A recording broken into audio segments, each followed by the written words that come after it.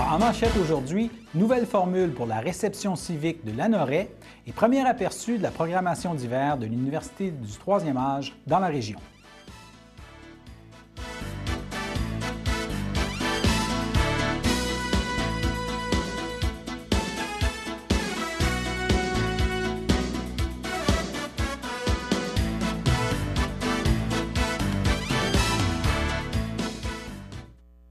Alors bonjour mesdames, messieurs, mon nom est François Robert et bienvenue à votre bulletin d'information régionale du 9 janvier. La semaine prochaine, l'activité reprendra de plus belle dans plusieurs hôtels de ville de la région, mais certaines mesures élaborées avant Noël sont entrées en vigueur en début d'année, notamment une mesure verte à Lavaltrie. Alors, en effet, les résidents de Lavaltrie peuvent désormais profiter d'un programme de subvention municipale pour les aider à installer chez eux une borne de recharge pour les véhicules électriques. Les citoyens qui installent une borne de type 2 avec tension de 240 volts peuvent obtenir un chèque de 150 $ de la municipalité. Le programme est même rétroactif de 6 mois et donc si vous en avez installé une à la fin de 2019, vous pouvez aussi obtenir l'aide. L'inspecteur municipal doit pouvoir venir constater l'installation de la borne neuve avant que le chèque soit émis. Vous pouvez retrouver l'ensemble des détails sur le site web de la municipalité de Lavaltrie. Et cette aide-là, elle peut s'ajouter à celle offerte par le gouvernement québécois, qui est de 600 $ pour l'installation d'une borne de recharge de type 2 à votre domicile. Alors, c'est une mesure qui pourrait inciter d'autres municipalités de la région à emboîter le pas. On se transporte maintenant dans la municipalité voisine de l'Anoret. La formule de la réception civique organisée par les élus de l'Anoret pour les citoyens a été modifiée. C'est une nouvelle formule qui sera expérimentée avant la séance du Conseil du mois de janvier, soit lundi prochain, le 13 janvier. Le maire Gérard Jean offre des précisions et invite les citoyens. C'est que ça fait beaucoup d'années que normalement on fait une réception civique, autant pour recevoir les nouveaux citoyens que les gens qui veulent rencontrer le conseil municipal, pour donner une proximité, malgré que notre conseil, on a une grande proximité avec nos citoyens. Mais c'est toujours le fun de pouvoir se rencontrer et avoir une place où discuter et tout ça. Donc, on a une réception civique qu'on fait toujours en janvier. Et puis, là, d'année en année, je veux dire, on a moins de gens qui viennent nous rencontrer, tout ça. Fait que là, le conseil a été de l'avant pour modifier notre façon de faire. En tout cas, pour cette année, on va voir comment est-ce que c'est. Là, on va tenter l'expérience. C'est qu'avant la séance du conseil de janvier, on va faire un 5 à 7 avec nos citoyens. Puis, ça va donner l'opportunité aux gens qui, des fois, viennent à la réception civique, mais qui n'assistent pas aux séances publiques. Et puis, on pense au niveau du conseil que c'est important d'amener les gens à voir ce que c'est. Puis je pense que c'est important que les gens s'intéressent à ce qui se passe dans les séances publiques du conseil municipal. Donc, comme vous avez vu, on est une municipalité où est-ce que les gens sont assez présents. Donc, c'est le 13 janvier, effectivement, qu'il va y avoir la prochaine séance publique. Et puis, en même temps, on va recevoir les gens à 5 heures, de 5 à 7, pour jaser, voir un goûter, puis ainsi de suite. C'est dans l'édifice où se tiennent les séances du conseil? Oui, au 57 rue Laroche, à la salle du conseil, qui se trouve être en arrière de l'édifice. On rentre par en arrière, dans le stationnement. Fait que j'invite tous les gens à venir nous voir. Ça va être très agréable de pouvoir échanger. Alors, une nouvelle concernant le Centre d'action bénévole d'Autrey. Son service de popote roulante est à la recherche d'un cuisinier coordonnateur. Il s'agit d'un emploi temps complet du lundi au vendredi qui débuterait le 9 mars prochain. Alors, les intéressés peuvent faire parvenir le CV et lettre de motivation au directeur général du CABA, Pierrot Lapierre. Vous pouvez téléphoner au CABA pour plus d'informations. Nous passons maintenant à notre première pause.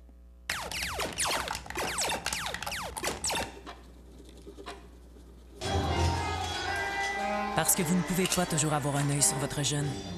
Parlez avec lui des risques liés à l'alcool et aux drogues.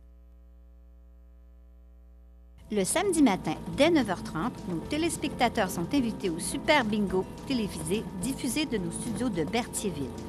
Depuis maintenant une vingtaine d'années, plusieurs adeptes de la télévision régionale se sont partagés un montant de 600 $ disponible chaque semaine lors de cette joute de bingo télévisé.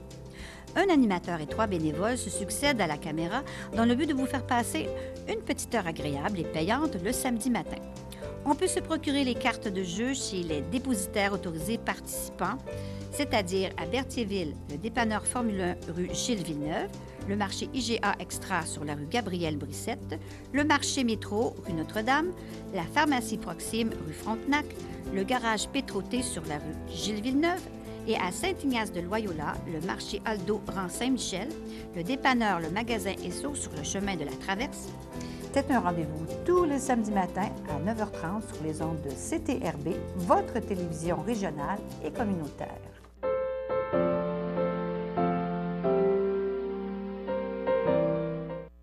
Alors, au chapitre des anniversaires aujourd'hui, l'équipe de CTRB souhaite un très joyeux anniversaire à Hugues Ténier. Certains d'entre vous connaissent peut-être l'Université du troisième âge et les cours qui y sont offerts. D'autres connaissent peut-être un peu moins la formule. Alors, on a reçu ce matin le responsable de la programmation pour l'antenne de Joliette de l'Université du troisième âge. Il nous a parlé de la spécificité de cette institution, de la programmation offerte cet hiver. On écoute la première partie de cette intéressante rencontre. Alors, bonjour, Mesdames, Messieurs. On reçoit aujourd'hui le responsable de la programmation de l'antenne de Joliette de l'Université du troisième âge, M. Jean-Marie Gagnon. Bonjour, M. Gagnon. Bienvenue avec nous. Et la période d'inscription est présentement en cours pour la session d'hiver. La date limite pour s'inscrire, c'est le 13 janvier. Alors, c'est un bon moment pour discuter avec vous des cours offerts ce semestre. Alors, pour ceux qui sont peu familiers avec le concept, d'abord, est-ce qu'on peut rappeler rapidement qu'est-ce que c'est l'Université du troisième âge? Qu'est-ce que ça a de commun avec l'université telle que monsieur, madame le connaît? Puis qu'est-ce que ça a de spécifique? Bon, l'Université du troisième âge, ça a été créé par l'Université de Sherbrooke en 1976, donc c'est assez vieux. Ici, dans la région de la Naudière, autour de Joliette, l'antenne existe depuis 1998. Moi-même, j'y travaille depuis 2008, donc ça fait pas si... Je ne suis pas dans les pionniers de choses locales ici. Vraiment, l'idée de l'Université du troisième âge, c'est d'offrir aux gens qui sont à leur retraite, en général, mais bien sûr qu'on accepte tout le monde, des cours de calibre universitaire, mais qui ne sont pas crédités. Donc, ce ne sont pas, dans ce sens-là, les cours, on n'a pas d'examen à passer, les professeurs n'ont pas de correction à faire. Alors, d'un côté et de l'autre, il y a un avantage. Et ces cours-là sont quand même de calibre universitaire. Mais c'est offert chaque antenne. Il y a 27 antennes de l'UTA. Et maintenant, j'en profite pour dire que on ne parle plus vraiment d'Université du troisième âge, on est supposé parler de UTA. Ça fait plus compact. Oui. Alors, des cours de l'UTA, il y a 29 antennes de l'UTA. Et chaque antenne, chacune dans sa région, est responsable d'établir une programmation pour les gens de la région selon la demande des étudiants. À chaque cours, on fait toujours une enquête, on leur demande aux gens de proposer des formations, des sujets et tout ça. On va voir, on a un répertoire qui est établi, nous, par l'équipe de l'Université de Sherbrooke, vraiment un répertoire électronique très, très vaste, où il y a des centaines de profs qui proposent des centaines d'activités, et on va chercher là-dedans. Si quelqu'un nous demande un cours, quelqu'un récemment a demandé un cours sur la gestion des avoirs. Et je suis allé voir, et malheureusement, on n'a personne dans notre coin qui offre un tel cours. Pour l'instant. Ça aurait été intéressant de faire. Il y a quelqu'un dans la région de Sherbrooke, mais ça aurait été un peu cher parce que non seulement il faut payer les professeurs, mais il faut payer les frais de déplacement aussi. Oui. Ça aurait coûté vraiment cher. Mais on offre, donc, généralement à l'automne, on offre autour d'une trentaine d'activités différentes. Et à l'hiver, comme cet hiver, on en offre moins. Là. On tourne autour de la vingtaine parce que plusieurs de nos étudiants, bien sûr, vont dans le sud l'hiver pour pratiquer leur cours d'espagnol ou bien tout simplement aller chercher de la chaleur. Vous avez dit tantôt, une des spécificités, il n'y a pas d'évaluation. Non. J'imagine qu'au niveau des prérequis pour suivre les cours aussi, c'est un peu différent de l'université ordinaire. Oui, parce que pour nous, chez nous, il n'y a aucun prérequis. On propose des sujets et si une personne dit « Ah, tel sujet m'intéresse », elle s'inscrit, on prend son inscription. La facturation est faite par l'Université de Sherbrooke même, on ne fait pas ça localement. On prend les inscriptions de n'importe qui. Donc, il n'est pas nécessaire d'avoir un diplôme universitaire en poche pour pouvoir s'inscrire à un cours de l'UTA. Absolument pas. On a une clientèle qui est très, très variée.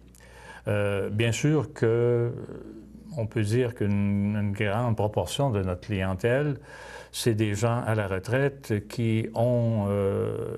on a beaucoup d'infirmières, par exemple, qui à la retraite viennent prendre des cours chez nous, ou d'anciens professeurs qui viennent en prendre aussi.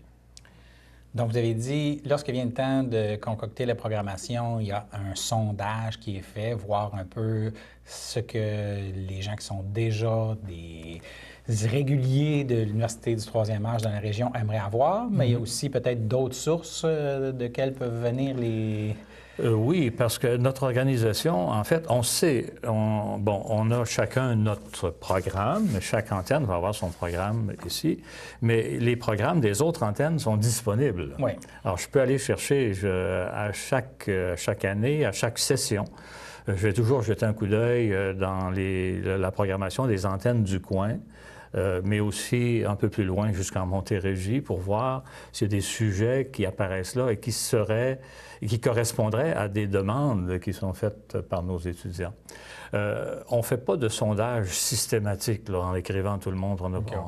Mais à chaque cours, on demande aux étudiants de remplir une évaluation sur le cours. Donc, une évaluation, une estimation de est-ce qu'ils ont aimé le sujet, est-ce qu'ils ont aimé le PowerPoint que les professeurs vont avoir utilisé. Bon, alors, on a toujours ça et on a toujours à la fin une question générale qui dit « Est-ce que vous avez des sujets à proposer? » Et ça, on fait la compilation. Donc, on se tient au courant généralement de ce que les gens veulent. Oui. Et là, vous avez dit un peu moins de cours à l'hiver. J'ai regardé un peu votre programmation. Il y a plusieurs sujets qui ont l'air intéressants. Même, je trouve presque dommage de ne pas être à la retraite pour avoir le temps de m'inscrire. Notamment, entre autres, j'ai vu un sur la chanson traditionnelle qui a l'air vraiment intéressant. Oui. Un aussi sur l'histoire du jazz. Puis j'ai vu aussi que vous avez Jean-Louis Brasier, là, qui est un professeur émérite en pharmacie de l'Université de Montréal, mais qui est quand même bien connu parce qu'il a été souvent interviewé à Radio-Canada, oui, là, puis c'est un très bon vulgarisateur. Donc, est-ce que vous aimeriez peut-être glisser un mot là, des principaux cours qui sont ouverts à faire durant la session? Oui, bien sûr. Bon, Jean-Louis Brasier, je commence avec lui. On est heureux de l'avoir eu depuis plusieurs années parce que c'est sa dernière session qu'il fait avec nous. Oui? Il nous l'a annoncé parce que nous, à chaque session, on proposait un 10 heures avec Jean-Louis Brasier sur un sujet particulier. Et puis là, il va comme prendre sa deuxième retraite. Parce qu'il y a d'autres projets. Mais effectivement, c'est un excellent professeur. J'ai eu l'occasion de suivre plusieurs de ses cours.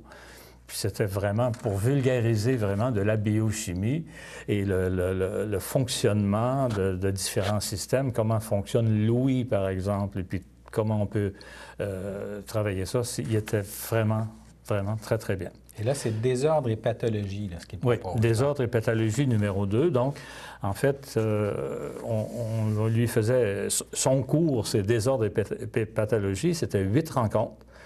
Et on les présente en bloc de 4. Donc, désordre et pathologie 2, c'est vraiment, là, il parle si je parle de sujet, là, genoux et hanches qui craquent, douleur lombaire, raideur matinale, c'est un sujet, c'est un des ça. Il va parler aussi des gens de diabète. Alors, des gens qui ont le diabète et comment on peut traiter ça et tout ça, et comment ça fonctionne finalement.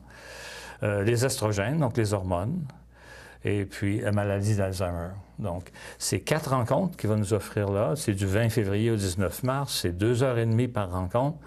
Et dans son 2h30, il prend un sujet et le décortique, nous le présente. Et puis, c'est vraiment très bien fait. Certains nous disent des fois que... ils ont de la misère un peu à suivre. Il y a quand même une terminologie scientifique là-dedans, mais n'empêche que c'est un très bon vulgarisateur. Il y a des bons vidéos pour illustrer certaines choses. C'est super prof. C'est pas pour rien qu'il avait été reconnu comme professeur émérite à l'Université de Montréal. Oui. Revenons là, sur la parole de la chanson traditionnelle. D'après ce que j'ai compris, c'est pas seulement chanson traditionnelle au Québec. On voit aussi chansons traditionnelles dans le monde, le renouveau, entre autres en France. Oui, tout à fait. C'est notre professeur de littérature qui fait ça, André Lamarre, qui a été prof de cégep et qui a pris sa retraite il y a quelques années, extrêmement compétent en littérature, en art aussi. Et ces cours de l'automne, généralement, c'est vraiment sur la littérature. Il a fait une série jusqu'à l'automne passé sur la littérature américaine, en y allant par catégorie, là, par âge, si on veut. Mais depuis quelques années, il nous fait l'hiver des cours qui entourent autour de la chanson. On a, par exemple, il y a eu des cours qui analysaient la chanson les chansons de Brel, par exemple, Jacques Brel et tout ça, d'un point de vue littéraire, d'un point de vue de la chanson aussi. Et cette année, il nous propose ces rencontres-là. Donc, il y a ces 6 rencontres qu'il nous fait, 6 fois 3 heures, André Lamarre. Et puis, il part vraiment du Moyen-Âge, vraiment, de la chanson traditionnelle du Moyen-Âge, les chansons athènes, le trad au Québec, de Raoul Leroy jusqu'à Michel Faubert. Et il va être question de la bottine souriante, un groupe de Lanaudière, bien sûr. Oui, bien oui, c'est ça. Lanaudière, on est une source de trad importante, donc il y a ça. Et il parle même du trad en France aussi. Mais il y a une série vraiment sur trad dans Lanaudière, donc la bottine, les charbonniers et tout ça. Ça fait que ça va faire 6 rencontres vraiment super. Alors, nous vous présenterons demain une autre partie de l'entrevue avec le responsable de la programmation de l'Université du troisième âge dans la région de Joliette, Berthier, tout ça. Et nous aurons aussi une entrevue avec une des étudiantes qui donne un témoignage sur comment c'est intéressant, les cours, tout ce que ça apporte, la vie sociale aussi alentour de l'Université du troisième âge. Donc, ne manquez pas nos prochains bulletins. Nous passons maintenant à notre seconde pause.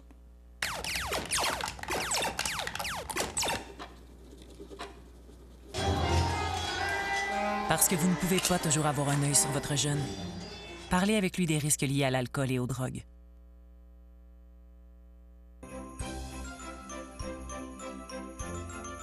Le temps des fêtes approche à grands pas et vous cherchez un cadeau original à offrir à un être cher? Voici donc une bonne suggestion. La Victoire de l'amour fête ses 25 ans et CTRB vous convie à un merveilleux spectacle auquel participeront des artistes comme Natacha Saint-Pierre, Mélissa Bédard, Sœur Angèle, Marcia Pilote et plusieurs autres artistes talentueux. Le tout aura lieu le 6 juin prochain en après-midi à la salle Maurice-Aubry de Sherbrooke.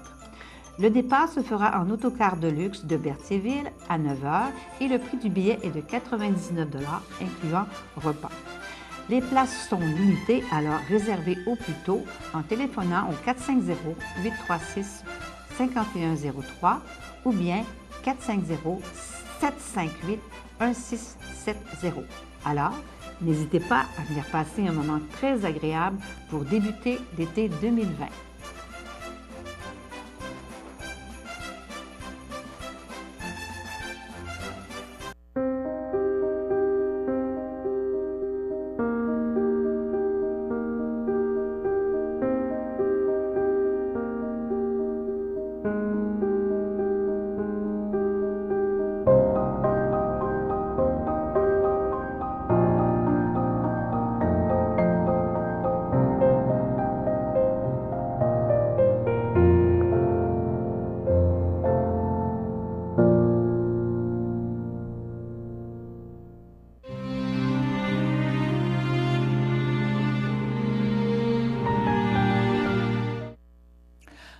Au CHRDL de Saint-Charles-Borromée, le 25 décembre, à l'âge de 92 ans, est décédée Mme Janine Lafontaine, épouse de feu André Houd, demeurant à Berthierville. Elle laisse dans le deuil ses enfants, Daniel Houd et son épouse Hélène Sanschagrin, Suzanne Houd, ainsi que ses petits-enfants, Christopher et Anthony Houd, Alexandra et Claudia Massé, de même que ses arrière-petits-enfants, Henri, Alice, Élisée, Léopold, Blanche et Juliette. Elle laisse aussi dans le deuil son frère, ses belles-sœurs et ses beaux-frères, André Lafontaine, feu Agathe Rochette et sa conjointe Gisèle Charette, Lise Bérard, feu Julien Lafontaine, Clairette Rousseau, feu Jean-Guy Houde, Luce Houde, l'épouse de Réal Giroux, Roland Houde, époux de Suzanne Marcoux, Lucille Fernet, feu Camille Houde, Louise Houde, épouse de Jean-Guy Laforêt, Michel Houde, ainsi que plusieurs neveux, nièces et autres parents et amis. La famille vous accueillera samedi le 11 janvier dès 10 h au complexe funéraire Eftério du 641 Notre-Dame à Berthierville. Suivra une liturgie à la chapelle du complexe à 14h30 et Mme Janine Lafontaine Houde sera inhumée au cimetière de Berthierville à une date ultérieure.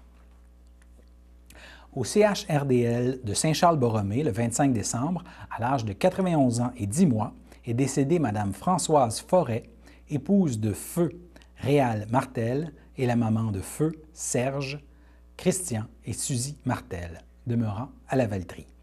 Elle laisse dans le deuil ses enfants Lorraine, Régent, l'époux de José, Sylvie, l'épouse de Jacques, de même que ses petits-enfants, Christine, l'épouse de Sébastien, Dominique, l'époux de Jessica, Pierre-Philippe, Marc-Olivier, Jessie, l'épouse de Yannick, et Cynthia. Elle laisse aussi dans le deuil ses arrière-petits-enfants, William, Ariel, Jade, Émile, Chloé et Léo, de même que son frère, Georges, l'époux de Eugénie, ainsi que plusieurs neveux, nièces et autres parents et amis. La famille vous accueillera samedi le 11 janvier dès 9 h au complexe funéraire Eftério du 641 rue Notre-Dame à Berthierville. Suivra une prière au salon à 11 h et par la suite, la famille et les amis sont invités à la Villa d'Autré du 671 Grande-Côte Est à Lanoret. Au CHSLD Heather de Rawdon, le 28 décembre, à l'âge de 80 ans, est décédée Mme Miguel Gagné, épouse de feu Jean-Guy Jasmin, demeurant à Berthierville. Elle laisse dans le deuil ses enfants, Daniel Jasmin, l'époux de Carole Pelletier, Francine Jasmin, l'épouse de Michel Adam, de même que ses petits-enfants, Steve et Tommy Adam, Marianne et Camille Jasmin. Elle laisse aussi dans le deuil ses arrière-petits-enfants, William et Lou Adam, ses frères, sœurs, beaux-frères et belles-sœurs, Pierrette Gagnon, l'épouse de Yvon Lachapelle, Normand Gagnon, l'époux de Nicole Bourgeois, aussi Alain Gagnon, Michel Gagnon, l'époux de Colette Carrier, Daniel Gagnon, Sylvie Gagnon, l'épouse de Rocher Lachapelle, Lucille Gagnon, l'épouse de Camille Ladouceur, Paul Jasmin, l'époux de Pierrette Bourgault, aussi Marcel Jasmin, l'époux de Francine Bellé, André Jasmin, l'époux de Lucie Major, France Bourgault, feu Yvon Jasmin, Claudette Perrault, feu Maurice Jasmin, Pauline Maillet, feu Réal Jasmin, Huguette Leroux, feu Jacques Jasmin, et Claudette Dufresne, l'époux de Shirley Jasmin. La famille vous accueillera le vendredi 17 janvier de 19 à 21 h et le samedi 18 janvier dès 9 h au complexe funéraire Eftério du 641 Notre-Dame à Berthierville. Suivra une liturgie à la chapelle du complexe à 11 h et Mme Miguel Gagné-Jasmin sera inhumée au cimetière de Berthierville à une date ultérieure. Au CHDL Saint-Charles-Borromée, le 4 janvier, à l'âge de 85 ans, est décédé M. Jean-Louis Lachance, conjoint de Lise Plante, demeurant à Berthierville. Il laisse dans le deuil, outre sa conjointe, ses frères, ses sœurs, ses beaux-frères et belles-sœurs, Denise Lachance, l'épouse de Gilles Morin, Claudette Lachance, l'épouse de Oscar Saint-Pierre, Maurice Lachance, Suzanne Lachance, Lucille Marcoux, feu Rosaire Lachance, Ken Descorses, feu Alice Lachance, son filleul Frédéric Plante, Geneviève Plante, Marcel Plante, Nicole Paul, feu Gilles Plante, ainsi que plusieurs neveux, nièces, autres parents et amis. La famille accueillera parents et amis le vendredi 24 janvier de 19 à 21 h et samedi dès 9 h au complexe funéraire Efterio du 641 rue Notre-Dame à Berthierville. Les funérailles auront lieu le samedi 25 janvier à 11 h en l'église de Sainte-Geneviève de Berthier. M. Lachance sera inhumé au cimetière de Berthier à une date ultérieure. Alors, toute l'équipe de CTRB offre ses sympathies aux familles éplorées. Un petit rappel maintenant, le camp Joe Arboria s'adresse aux jeunes de 6 à 11 ans ayant un intérêt pour la nature et désirant vivre une expérience unique et enrichissante. Alors, c'est le temps d'inscrire vos enfants. Vos enfants vont bouger, vont s'amuser, vont apprendre dans un domaine là où se côtoient la forêt et grands espaces. Ça se passe durant les journées pédagogiques du 30 janvier, 21 février et 26 mars. Alors, c'est à l'Association forestière de la Naudière, au 1700, la Grande-Côte à Sainte-Geneviève de Berthier. Vous pouvez trouver toutes les informations sur le site de l'Association forestière. On passe maintenant à la météo.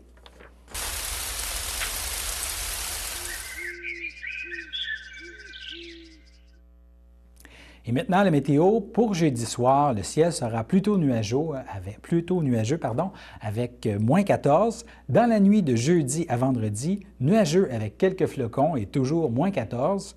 Et vendredi matin, environ 1 cm de neige supplémentaire est attendu avec un mercure de moins 9.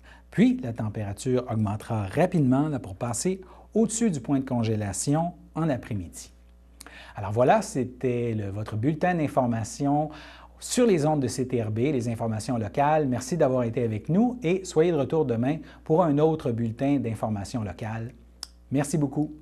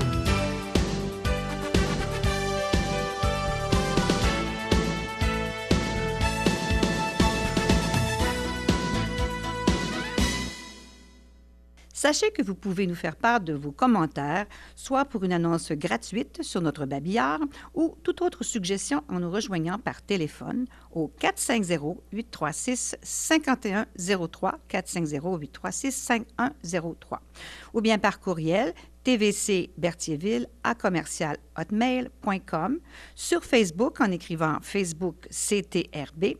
Et surtout, n'hésitez pas à visiter notre chaîne YouTube afin d'y retrouver une grande partie de notre programmation sur YouTube CTRB. Les émissions sont classées par catégorie, vous permettant de chercher moins longtemps. Vous pouvez aussi cliquer sur le rectangle rouge « S'abonner » pour être à l'affût des dernières émissions enregistrées. Valérie, c'est une petite fille enjouée qui aime être avec les autres, elle est chaleureuse, elle aime beaucoup apprendre. Une vache, c'est quoi en anglais? Cow. Puis en espagnol? Vaca. Oui. C'était une surprise pour nous à la naissance. J'ai eu une césarienne, donc quand je suis arrivée dans ma chambre, mon conjoint m'a dit il y a une petite chose qui est arrivée avec le bébé. Ben, premièrement, c'était tout de suite après l'accouchement. Je l'ai vu quand j'ai coupé le cordon ombilical. J'ai regardé le médecin et j'ai dit, est-ce que c'est normal? Et avec les émotions, ça, j'avais pas réalisé vraiment tout de suite. Puis là, au fur et à mesure que j'en prenais mes esprits, mais je réalisais que Mallory était amputée au niveau du milieu du bras. Et ce qui a été vraiment le plus difficile, c'est qu'Annie le savait pas. Après du recul, je me suis dit, il faudrait regarder le bon côté des choses. Puis à ce moment-là, je me suis dit, elle va être capable de communiquer, de parler, de nous aimer, d'avoir des sentiments qu'on est capable de palper. C'est une amputation, oui, mais il y a plein d'autres côtés de sa personnalité qui nous montrent qu'il y a plein de belles choses. Donc,